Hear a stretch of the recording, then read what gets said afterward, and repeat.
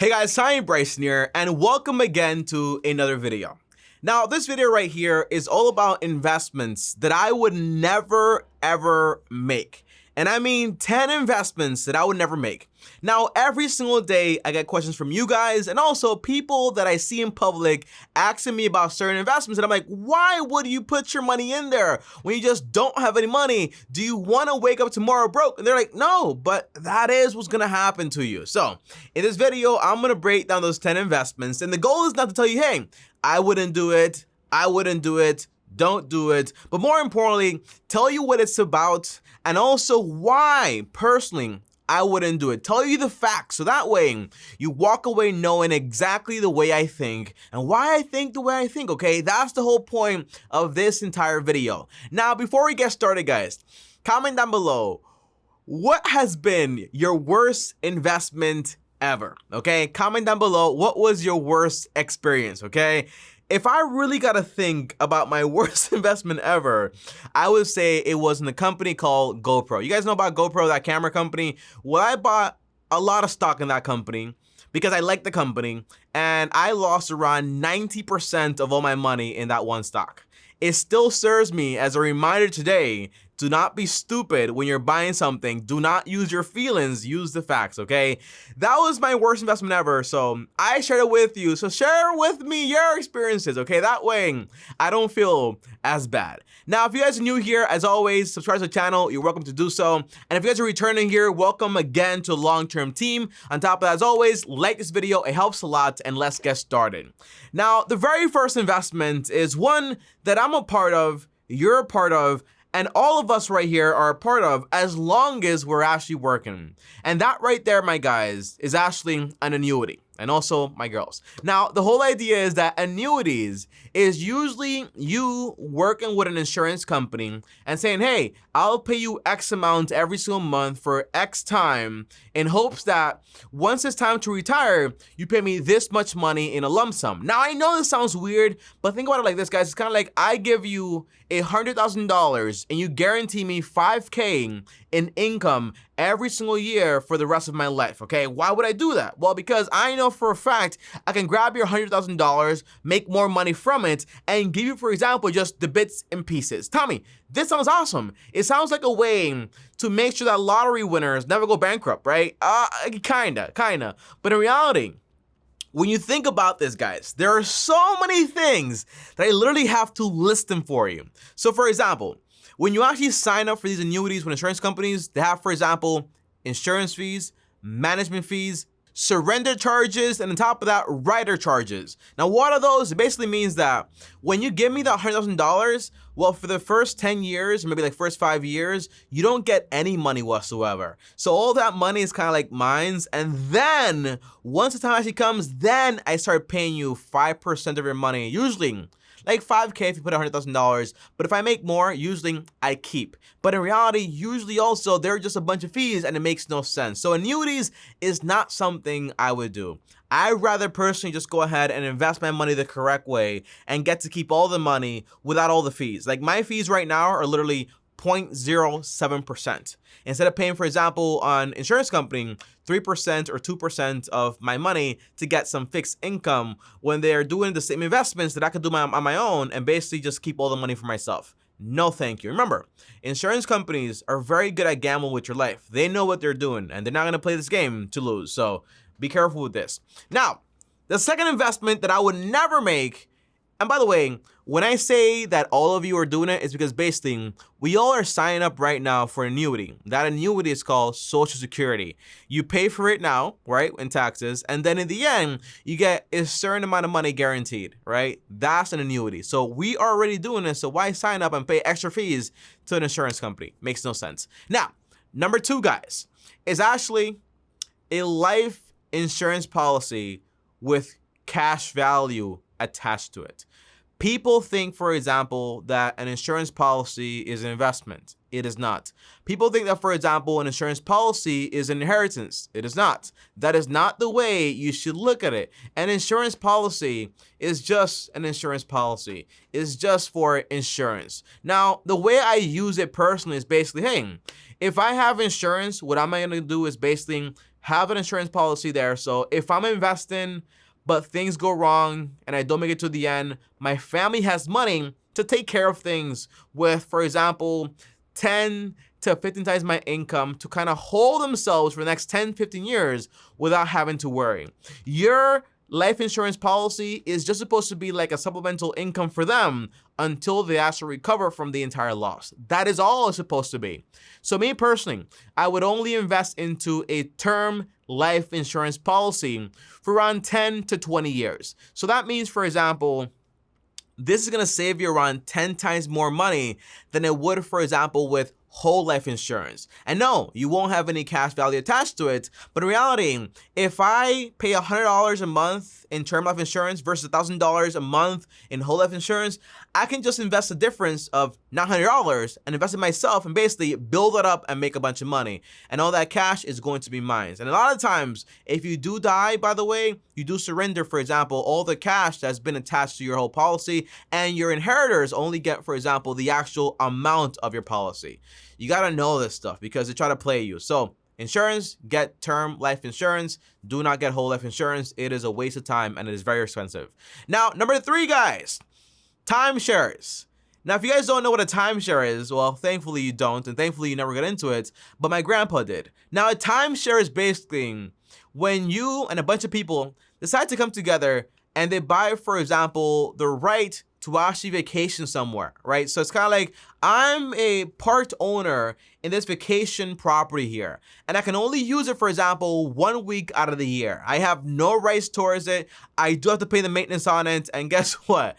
It's not really mine, right? It kind of sucks. Now, if you ever drove in your entire life, you always hear commercials and advertising say, hey, if you have a timeshare, we'll help you get out of it, because everyone that invests into it is always trying to get out of it. Now, why wouldn't I do it? Because basically, why would I buy a timeshare for $20,000, $50,000 for a 1 week vacation somewhere when I can just basically say, hey, I'm gonna grab $2,000 a year and use that money to use Airbnb and vacation wherever I want in this entire planet, okay? Why would I wanna be secluded to just one spot? It just makes no sense. So timeshares suck.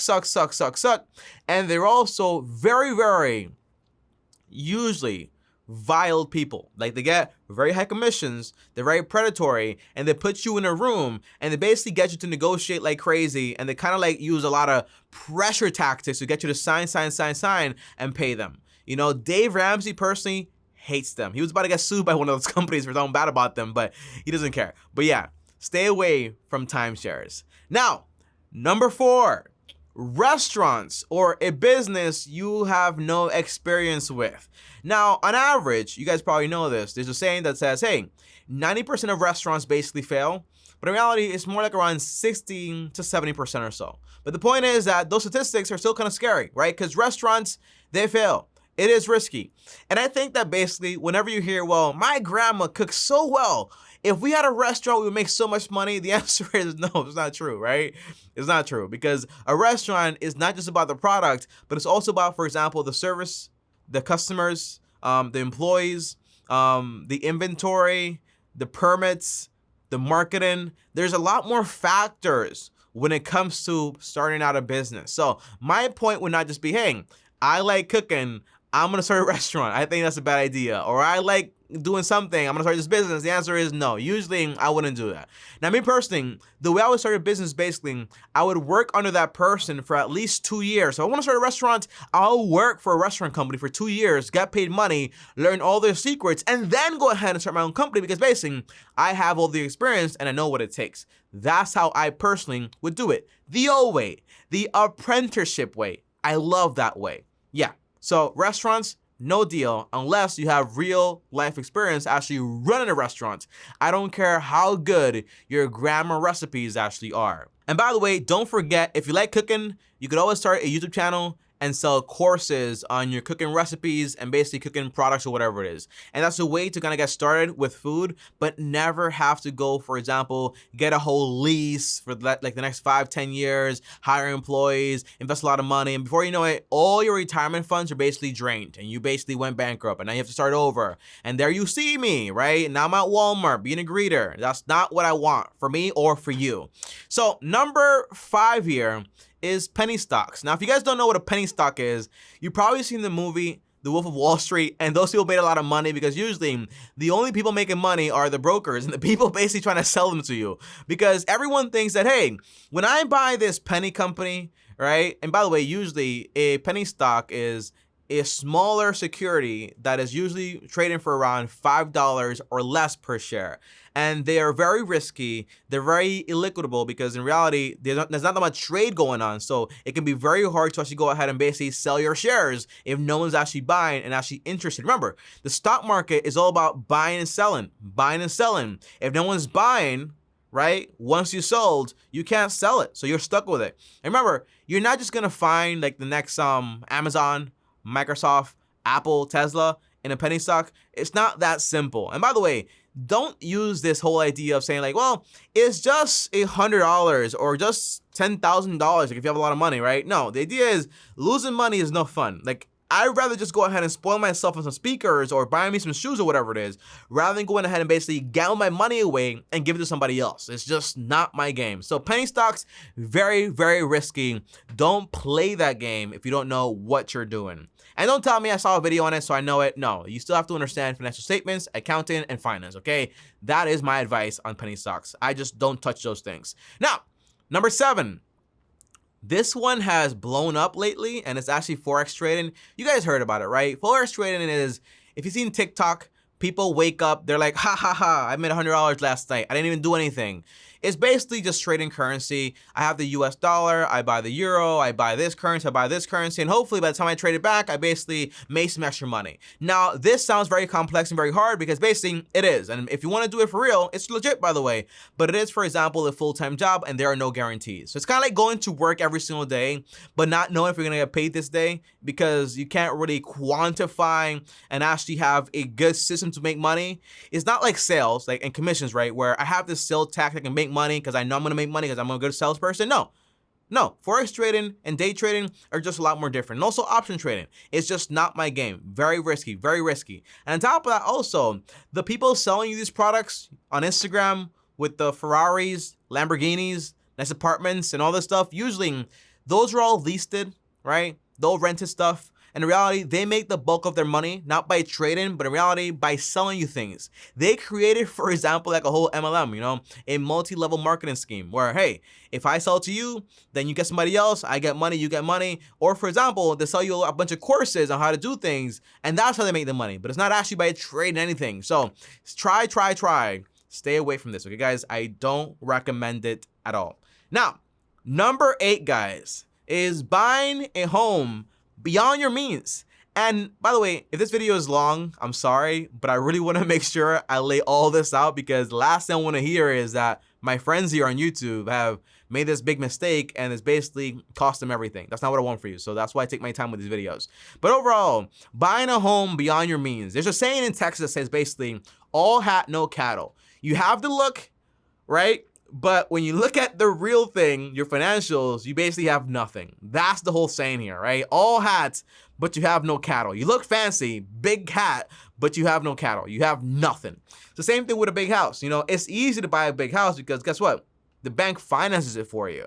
So one thing I learned is basically, that's not my game. I don't want to look the part. Hey guys, I have a Rolex. Well, in reality, this watch is actually, I don't even know the brand. I think it's a Illuminator. Wait, that's just the name of the product. I think this is actually like a Casio watch, or Casio watch, okay? Cost me like 20 bucks at Walmart.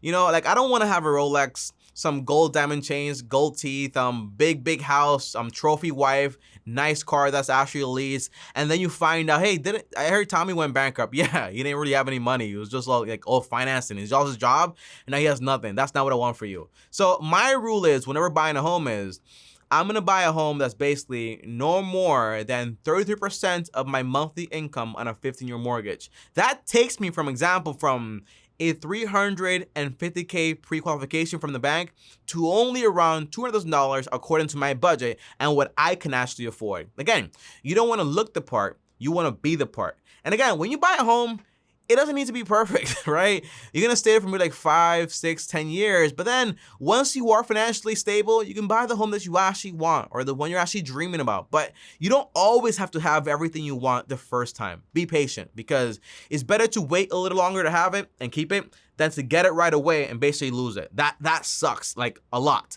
Now, number 9, guys, is keeping only cash. Now, you always see cash here, but all this cash is fake. I don't have any cash. All my money, like around 90% of it is invested. The other percentage is in cash to actually buy a home.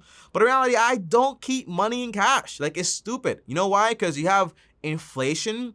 You also have, hey, opportunity cost, because I could make 10% on this money every single year by investing it. But in reality, all I have is just inflation deteriorating the money, and also I'm not doing anything with it. You know, one good example is Pablo Escobar. He was very good at making money and doing that, reinvesting the money into the business, but he was very bad at, for example, diversifying his wealth, right? And saying like, hey, I'm gonna buy this business and that business and make me more money this way, invest in a year, right? He didn't do that.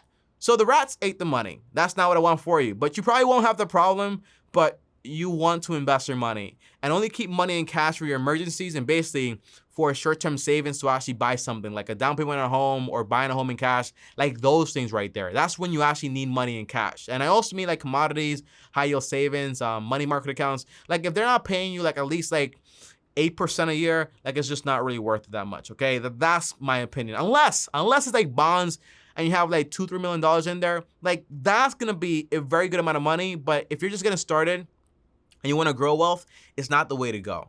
Now, number 10, this one, you probably guessed it, but it's actually investments that you basically don't understand. Again, I just don't gamble. I rather, if I just want to spend money, I spend it on myself, right? I'm gonna buy some speakers. It's what I want. That's what I'm talking about a lot. You know, I want some speakers.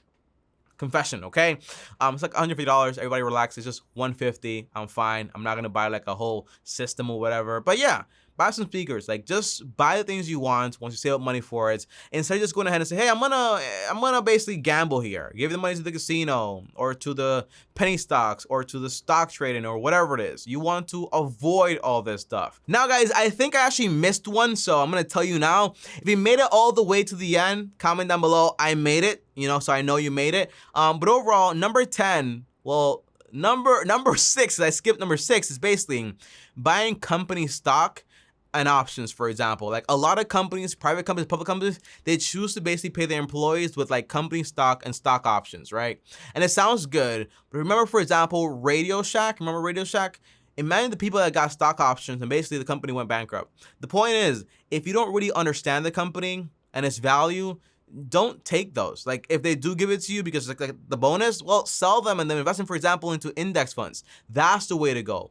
But just don't keep something that you don't know anything about because you don't really want to sell it and you think you're making money now, right? No, don't be afraid to sell on the things you don't understand, because once it does go down, you're gonna be kicking yourself in the leg. But guys, overall, that is it. Those are 10 investments I don't recommend and 10 investments that basically I am not going to do whatsoever. I'll see you guys next time. Thanks for watching. Comment down below. Let me know, do you agree with me or do you disagree with me? Comment down below. Let me know, guys. On top of that, as always, like this video. On top of that, also if you're new here, subscribe to the channel and hit the bell to get notified. And if you want to call me and talk to me for free one-on-one, the answer is I have a link down below to, what's it called? To schedule a meeting with me for free. So link is down below. If you want to DM me on Instagram at TommyBryson. If you want to watch more content like this and what I would actually invest my money into, here it is right here. What I really invest my money into. Click my face right here. And as always, guys, peace.